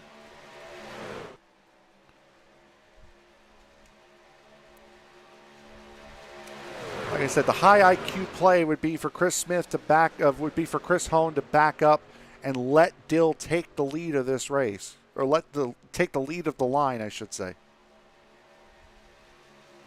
Yeah, I mean, because Dill's out of contention right now. Yes. So I mean, it's kind of a moot point as Poling and Thomas are both laps down now, and here we go. Got to make it 19 laps to the finish. Evan Pienta stays out. Everybody else comes in behind him.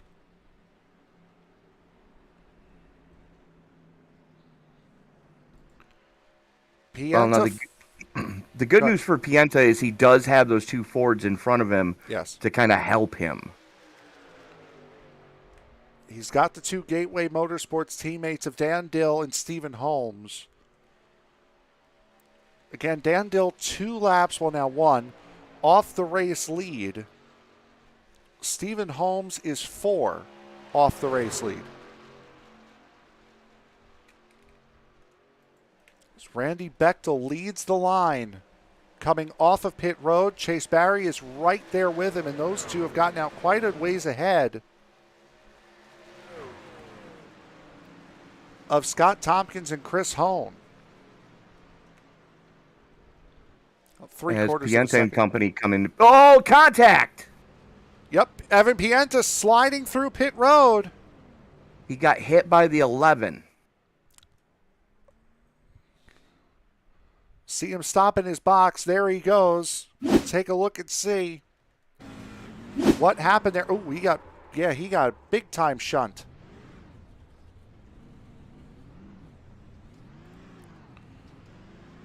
Try to take a look from the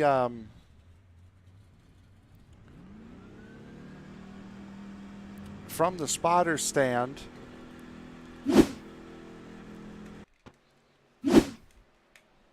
Evan Pienta again at the back of the line. Now he's going to try to jump these two. Doesn't jump Dan Dill, and I think Dill is just going to turn in to his box. Never mind, there's somebody inside of me. Yep, there he goes. Just turns right through the 00 instead of trying to, I don't know, maybe back off. And he still missed his box anyway. You saw him backing up. Chris Hone popped for speeding off. And here he comes back in. First speeding penalty of the night. Awarded at the worst possible time. Unfortunately, you are correct. 51 of Randy Bechtel out in the race lead now. Chase Barry, Scott Tompkins. Now, Paul Thomas is a lap down. So is Larry Poling. So those guys are in this group, but not for position. Same thing with the 16 of Brandon Ayers. They are in this group, but not for position.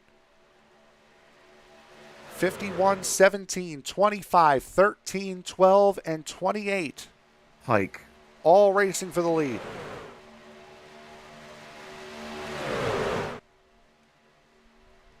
We've talked about it a couple of times already. Is tonight the night for Randy Bechtel to finally get the monkey off his back? We are going to find out in 15 more laps, hopefully, as he's in safe company right now, as he's got his teammate Chase Barry glued to his tailgate right now. It is safety. Now, Bechtel has won 2 of the last 3 races on this season. We saw him win back at Atlanta We saw him win at Darlington in a walk-away fashion. And Chase Berry dominated last week to come home with his 5th of the season. Chase Berry has won 2 of the last 4. He won last week at Martinsville. He also won at Watkins Glen. Chris Hone banged the wall going into 1. That's going to cost him a ton of momentum, and you can see a little bit of damage on the right side of the 85 now. Chris Hone trying to get out of the way. He's going to fall to the back of the line. Now he is another car in this group, 1 lap down. Evan Pienta is in a group with himself, Johnny Rapp, and Dan Dill. The 00 and 52 are racing for position. And amongst this front group, Paul Thomas and Larry Poling are racing for position. Brandon Ayers, the clear-cut lucky dog at the moment in the 16, if a caution were to come out now. No, he's not. Ayers oh, is no, 2 you're laps right. down. It is. No, you're right. Outside of the pit cycle, he would have been the clear favorite. Right now, it's Larry Poling. It's the race between the 69 and the 42. Whoever crosses the line, whoever is ahead 85. of the other, he would be the lucky dog. And the 85 in that mix as well. Yep. And we know that Toyota has had speed all night long. And the question is, can he get back into a position where he can capitalize should something pop off in the closing laps? He's got the man that he's trying to beat right in front of him, as Paul Thomas has edged his way ahead of Larry Poling. So if he can get a little bit of help from his payday teammates up towards the front, he could possibly get the lucky dog here. As Randy Bechtel staying content to sit on that inside line, much in the same way Chase Berry is content to ride behind him. 9 race wins in 15 races completed between the two. I mean, let's call it like we see it. This has got to be the dream season for Chase Berry. You know, he was a mid-pack contender until he joined Payday Racing, and this season has been a complete turnaround for his USRA, TickleTommy.com, TNT Truck Series career. The fact that he's got 5 on the season already. Charlotte Roval, winner at Dover, New Hampshire back-to-back, Watkins Glen, and Martinsville last week. Meanwhile, Randy Bechtel on the other side of that coin, as we had mentioned, the winner at Darlington and Atlanta back-to-back. First win of the season at Auto Club, and then the next win at Phoenix. So he's won his 4 races back-to-back in pairs. And also make it 10 wins on the season for Payday Racing overall, with Ryan Jones winning the second race of the season at Kansas in the number 7. Correct. But we haven't seen Jones a lot this season, which is kind of surprising. Yeah, he has not been around. Unfortunately, we'll try to go back to, let me see when the last time actually finished a race was. His last event was 5 Flags at the halfway point, just past the halfway point of the season.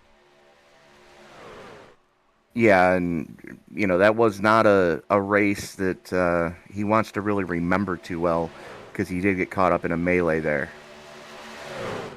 Led 5 laps, started 7th, finished 6th, and have not seen him since. Ran the first 10 races of the season, and we have not seen him since.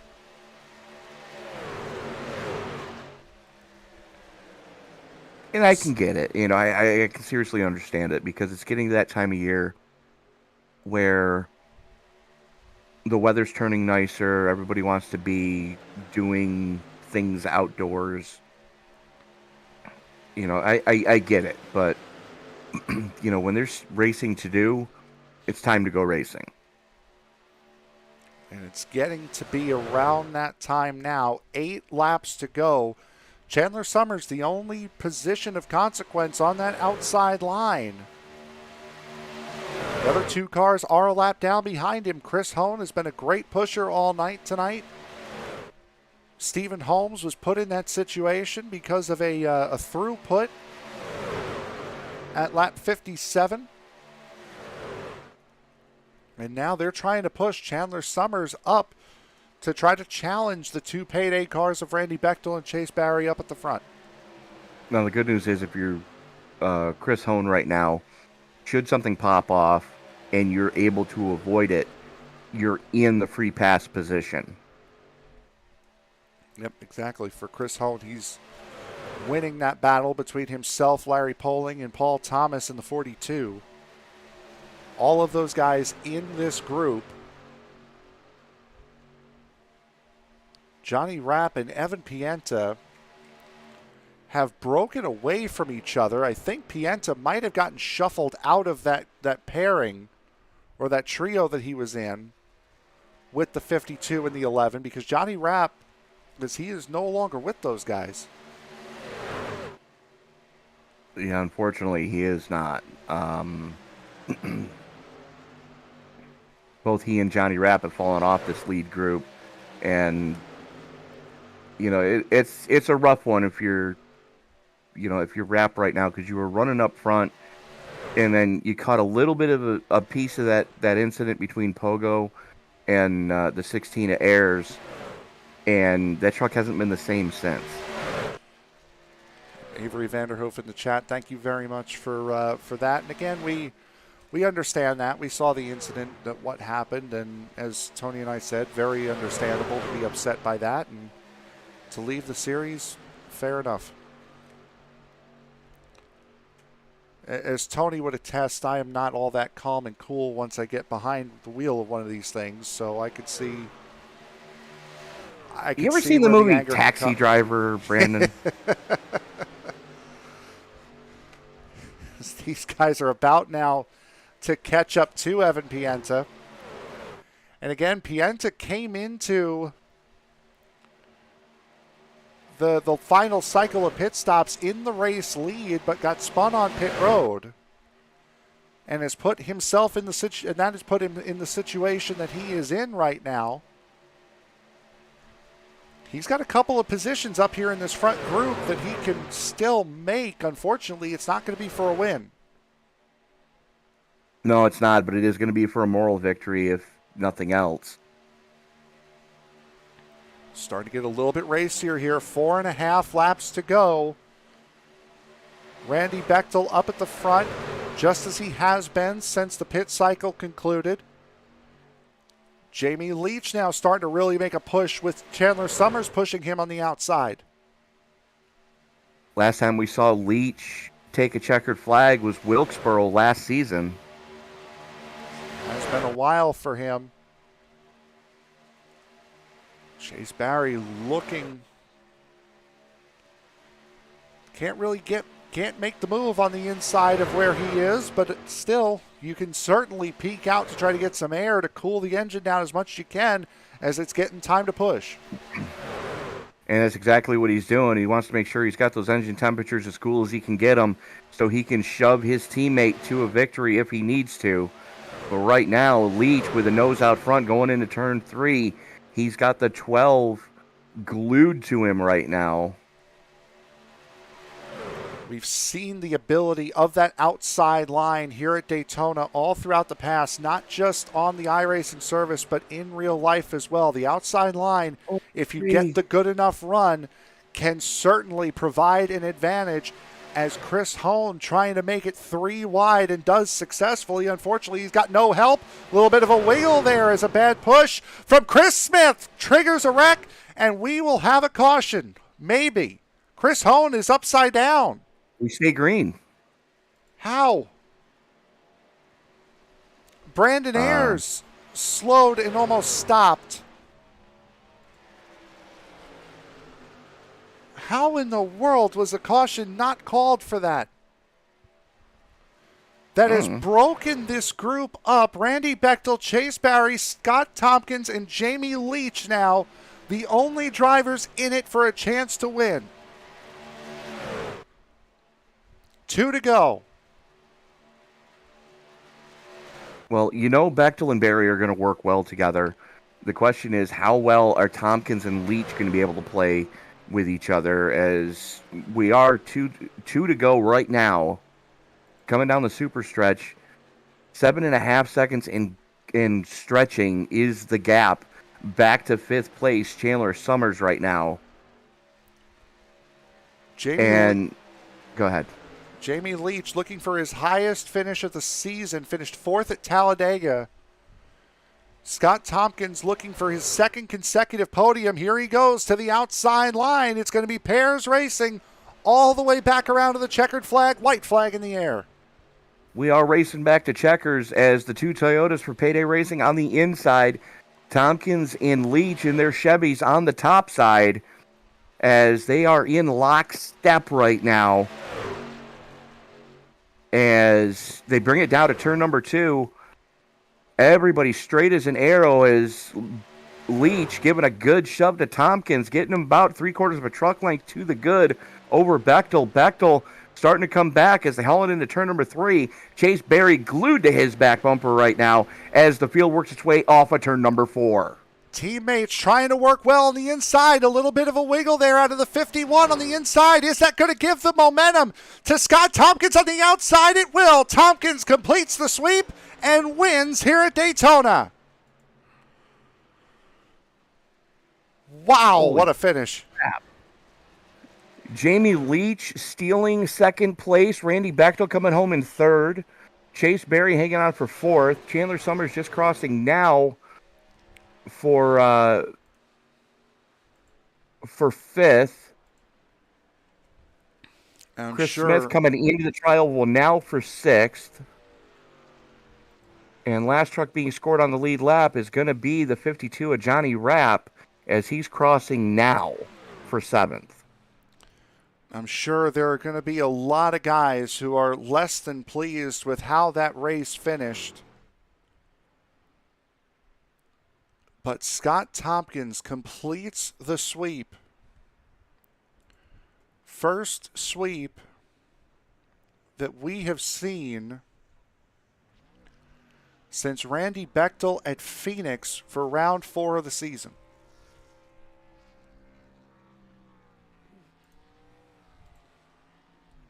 That was a hell of a finish, either way you look at it. Absolutely was.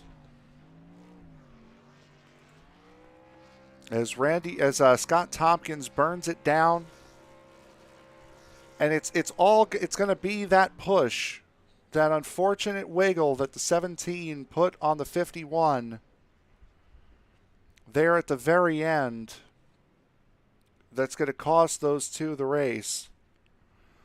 Otherwise, it was going to be a very, very close finish. And Tony, I believe you are with our race winner right now. Scotty Tompkins, congratulations on coming home with the victory here at Daytona. Talk us through that last handful of laps. Honestly, I'm shocked there wasn't a caution at that 98, 99 wreck that was behind us. I was actually very shocked by that. And once I knew it was just Jamie behind me, that he had no option but to push. So I just went high and ran it through. Ran it through, you did, and I have to commend you on the new paint scheme tonight, doing you very well in that Kevin Harvick tribute scheme for Poblaki Graphics. Just beautiful looking truck, beautiful looking victory. Ran up front all night long. How difficult can that be at times? It can be. I got to thank the Payday guys for just sticking with me through it. But it was good to get the pole. It was good to win both stages and win the race here. I actually got to thank Randy for painting this beautiful truck for me. It was supposed to be my Darlington scheme, and I accidentally selected Ford instead of Chevy for that race, among other issues. But yeah, it was a fun race. Well, the series moves to the final road course of the season next week at Mosport up in Barrie, Ontario. Your thoughts going into that one? I still don't own that track, so I don't know how I'm going to do on it. So we'll see how much practice I get in and see how confident I am. But again, like I said last week, I am ready for Homestead. I am ready for redemption. Absolutely. The only thing I can warn you about most sport is it's got elevation changes very similar to Mid-Ohio. Then again, this thing will be a refrigerator, and I will probably launch it off one of the elevation changes. That's probably what's going to happen. Fair enough. But, Scott, who do you need to thank before we let you go celebrate the victory with your team? As always, I got to thank Lee Dawson at Pablaki Sign Company for sponsoring me and again let me have all this fun. You guys at ESPN and SRM putting on these broadcasts are always fun and a blast to watch back. The Payday Boys for staying with me, and the DGR guys for all sticking with me for the Super Speedway, and Pogo and Holly for putting on the league. It's been fun. All right, Scott Tompkins, best of luck to you next week up in Canada. We will see you then. See you then, guys. Thank you. And Frank, I believe you've got the man that started on the outside of the front row with you now. Yes, I do. Men who start first and second finish there as well. Jamie Leach, a solid run, and as Scott alluded to, when it was just him and the Payday Boys and you were there, you really had no choice if you wanted to win the race but to go with him. That was kind of the plan after that caution didn't come out, I'm sure. Yeah, everybody I was running with kind of got taken out early. I think maybe right there at the end, if I would have snuck out a little bit earlier, it might have been better for me. But at that point, I was just kind of following along. What was your race looking like? We saw you up towards the front, we saw you towards the middle, and then at the back for a while. What was your strategy going into tonight's race, knowing that you haven't been here really since Indianapolis? Well, I was just trying to stay out of trouble. You know how super speedways go with that. So, I'd usually just hang back about a car length or two off the pack I was following, try to keep my eye out for trouble and stay out of it. This one's kind of a two-parter, I guess. Will we see you for one of the remaining two races? And if we do, which one will you be at?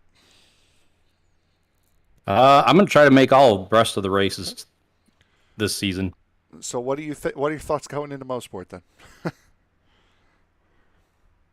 I don't know. I think the best way I can do it is to keep my nose clean. That's, the strategy. I kind of try to follow everybody else's pit strategy as far as fuel and tires go, and just try to keep it clean.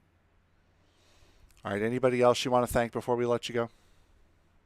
I want to thank all of the USRA admins. I love this league, and I'd like to thank you guys up in the booth. You guys do a great job every week, as always.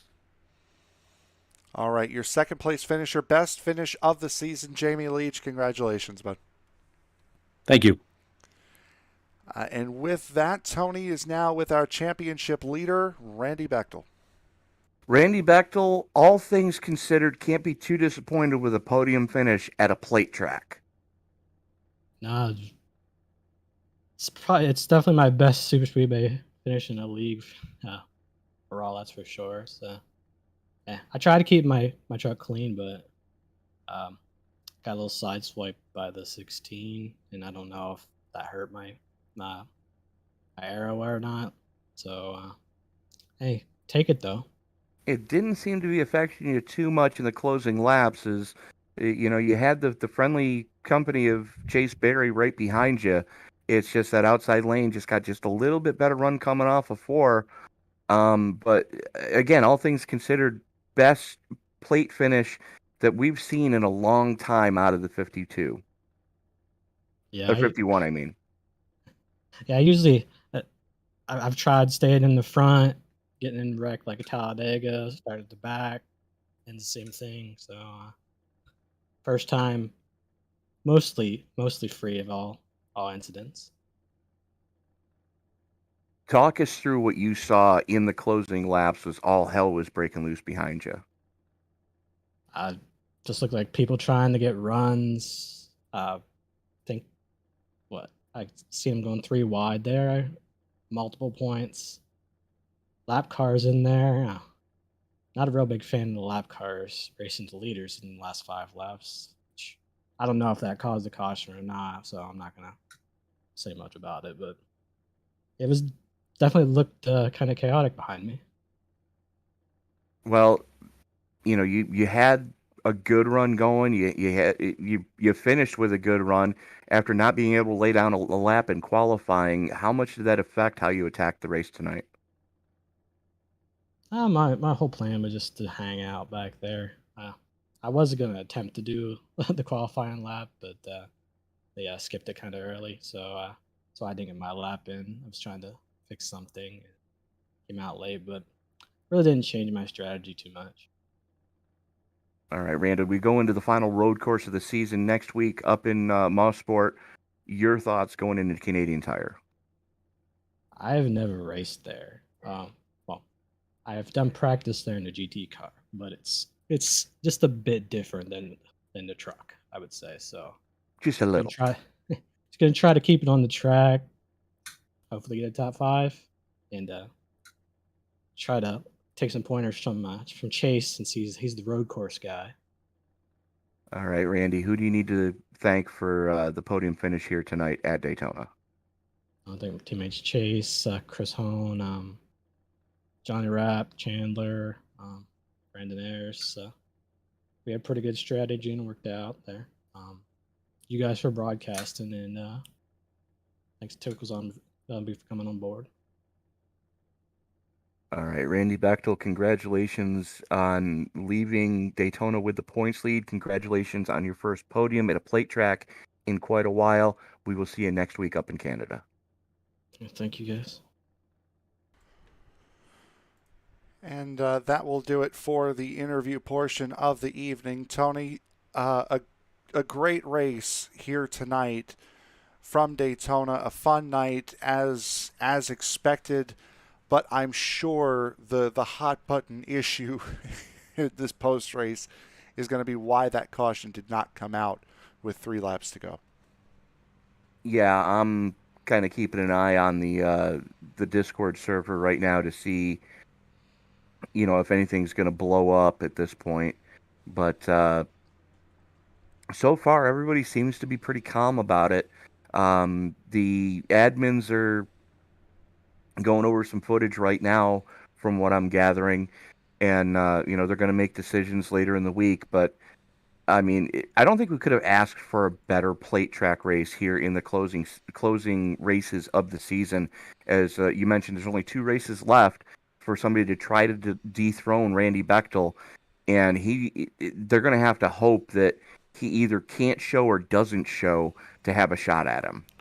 Yeah, it is going to be quite a run to the finish of this season here, and again, going to Mosport next week, the Canadian Tire Motorsports Park. As you had mentioned during the interview with Scott Tompkins, it's a track with a lot of undulations, a lot of ups and downs, but not really all that technical as far as a road course is concerned. We've seen we've seen stock cars on road courses such as COTA just recently, Road America. We've done races at in stock cars. Canadian Tire is one of those more easy circuits to get around. A lot of wide sweeping turns. It's really the undulation that's going to get you. On paper, it looks easy, but the thing is there a lot of elevation change, and there are a lot of off-camber corners that if you're not familiar with where you are on track every second, you're going to have a bad time. And you got that big hairpin, not a hairpin, going uphill right after a fast downhill section. So it's a downhill off camber. Yep, downhill off camber into an on camber uphill into a hairpin, not a hairpin kind of corner. It's going to get crazy at Canadian Tire next week. But we'll take a look at the results here for tonight's race. Scott Tompkins comes away with his first win of the season, a complete sweep here at Daytona. And boy, if there was a racetrack where somebody was going to sweep, Daytona was probably at the bottom of the list of where I would have thought that would have happened. Jamie Leach and Randy Bechtel, we've heard from them rounding out the podium. Chase Barry and Chandler Summers round out the top 5. Chris Smith, Johnny Rapp, Evan Pienta, Paul Thomas, and Dan Dill, the top 10. Larry Poling, Chris Hone, Brandon Ayers, Stephen Holmes round out the finishers. Ellis Thomas, we saw the issue that he had that put him out of the race with just under 40 to go. And Jeff Pogo involved in that accident just before the end of stage number 2. Coming up tomorrow, 3 races tomorrow. The Circle B Diecast Super Speedway Series begins their playoffs right here at Daytona. About 25 minutes after that will be Wicked Sim Racing. They will be at Talladega.